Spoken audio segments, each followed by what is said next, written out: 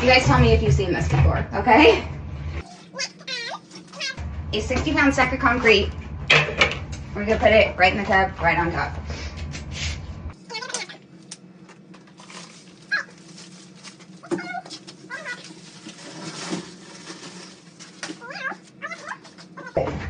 You get all the concrete and the water over to one side, slowly so it doesn't splash, and do the same on the other side.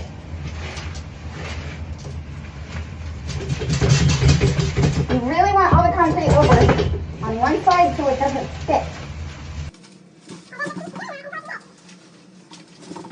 If you guys typically mix in a wheelbarrow, like I do,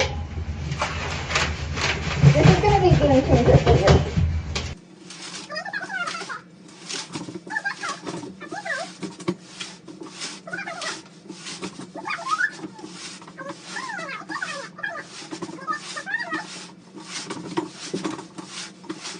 That was it. It's done.